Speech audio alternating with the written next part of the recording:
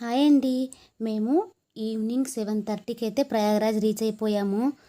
అబ్బబ్బబ్బబ్బబ్బా! 2 కళ్ళు సరిపోలేదంటే నమ్మండి అసలు చూడటానికి. మీరే చూడండి. నేను చెప్పటం కాదు. ఎంత హ్యాపీనెస్ అంటే అక్కడికి వెళ్ళాకనే మాటల్లో చెప్పలేనండి ఆ ఎక్స్‌పీరియన్స్ అసలు. అంటే అనుకోలేదనమాట నేనసలు అక్కడికి వెళ్తాను అని. సడన్‌గా అలా వెళ్ళేసరికి, అక్కడికి రీచ్ అయ్యి, అలా చూసేసరికి హ్మ్. అసలు ఆ ఫీలింగే వేరులెండి. నేను ఇంకా ఎక్కువ చెప్తే మీరు మరీ ఓవర్ అనుకుంటారేమో.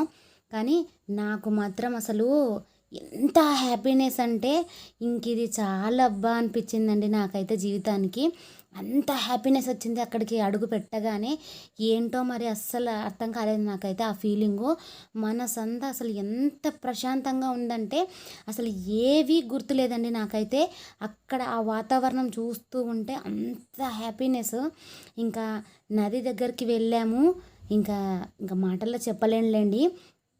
అంత ఆనందము.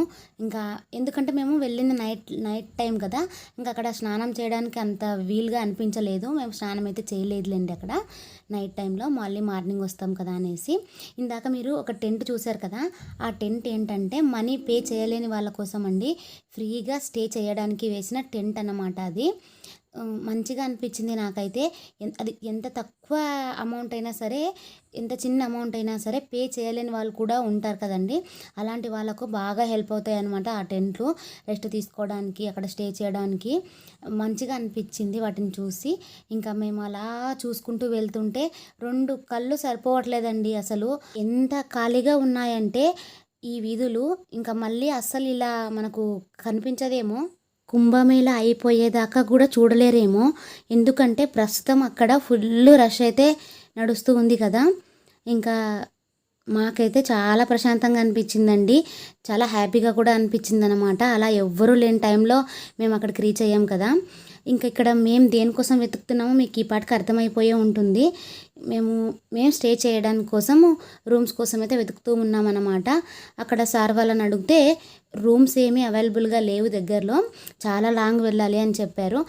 అంతేకాకుండా మనకు రూము ఒక్క నైట్‌కొచ్చేసి 5,000, 6,000 అలా తీసుకుంటున్నారు అని చెప్పారనమాట. ఇంకా ఏం చేయాలో అర్థం కాలేదు. అలా మేము నడుచుకుంటూ వెళ్తూ ఉంటే అక్కడ మళ్ళీ వేరే సార్ వాళ్ళు ఏం చెప్పారంటే మనకు ఒక టెంట్ ఇందాక నేను ఫస్ట్‌లో మీకు చూపించాను కదా! పే చేయలేని వాళ్ళ కోసము. ఒకవేళ పే చేసే వాళ్ళకైతే ఇంకా సెపరేట్ టెంట్ కూడా ఉన్నాయి. వెళ్ళి అక్కడ కనుక్కోండి అనేది చెప్పారనమాట. సరే అనేసి ఇంకా మేమైతే వెళ్తూ ఉన్నాము అక్కడికి నడుచుకుంటూ. ఆ చుట్టుపక్కల చూసుకుంటూ వెళ్తుంటే భలే అనిపించిందండి. అందులోనూ మేము వెళ్ళిన అదే రోజు మోడీ గారు అక్కడ స్నానానికి వచ్చారు కదా!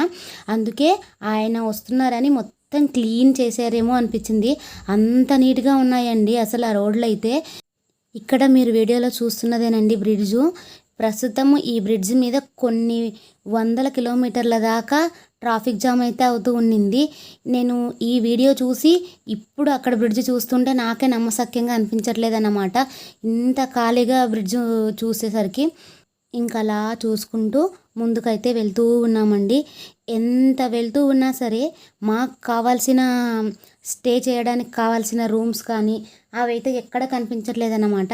నాకైతే ఒకసారి డౌట్ అయితే వచ్చింది. అసలు నిజంగానే అలా టెంట్లు ఉన్నాయా లేదా అని. కానీ కాస్త దూరం వెళ్ళాక టెంట్లయితే కనిపించాయండి. చూస్తున్నారు కదా! నిజంగా ఆ లైట్ల వెలుతురుకి, అక్కడ చేసిన డెకరేషన్‌కి అలా చూస్తూ వెళ్తూ ఉంటే భలే అనిపించిందండి. అక్కడికి వెళ్ళిన వాళ్ళకి మాత్రమే అది తెలుస్తుందనమాట ఆ ఫీలింగ్ అన్నది. మీరు కూడా వీడియోలో చూస్తున్నారు కదా! ఎంత ఖాళీగా ఉందండి రోడ్లు అసలు. అక్కడే ఇక్కడ శనీశ్వరుని విగ్రహం కూడా ఉండింది ఒక చోట.